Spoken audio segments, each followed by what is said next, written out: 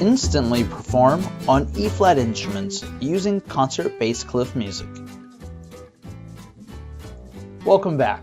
My name is Bill Stevens, and today I'm going to talk to you a little bit about a really useful trick for musicians, for band directors, really anybody that deals with an E-flat instrument and treble clef, such as an alto saxophone, a bari saxophone, maybe even an E-flat soprano clarinet or an E-flat contra bass clarinet, and wants to or needs to play a bass clef instrument's music. Now this could be for a couple different reasons. One could be you're a bari sax player and the director wants you to play the tuba music because there aren't any tuba players. Or this could be an alto saxophone player that's trying to read the bass clef melody in a piano part. This technique will help you. Here we go. Okay, so now we're here at a screen of something very simple I just composed. I have an E-flat bari saxophone and a tuba. So they're both in their respective E-flat keys, but because they're different, they're going to sound a little off. So let's listen to what they would sound like together.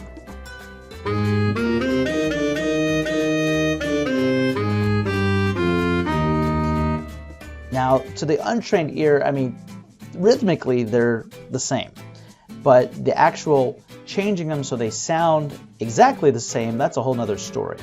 So obviously the tuba is going to have a certain key signature and the bari sax is going to have a different key signature. So what I'm going to do is I'm going to go ahead and transpose it, and we're going to listen to what it would sound like if it was correct.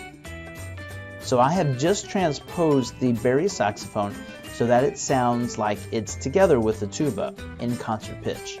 So let's take a quick listen to what that sounds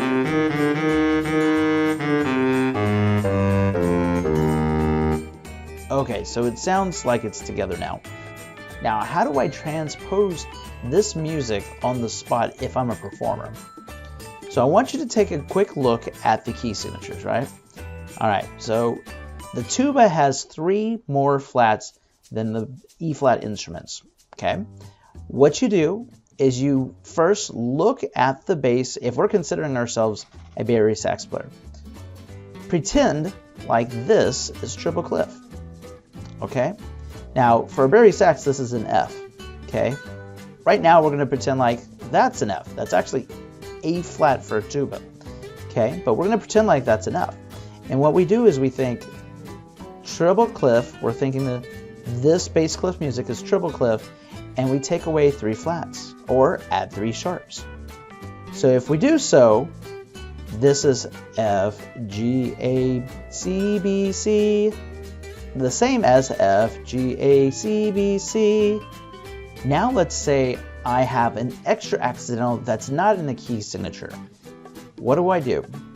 Well, I'm thinking, again, as a bari sax player, I'm thinking treble clef while reading the bass clef, and I take away 3 flats.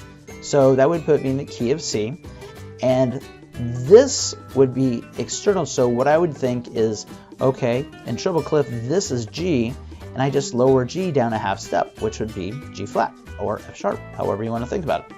And that's how you do it. And it's pretty simple. This is one of those situations, the simpler you keep in your head, easier it is. All right, I hope this helped. I hope you learned something. Have a great day.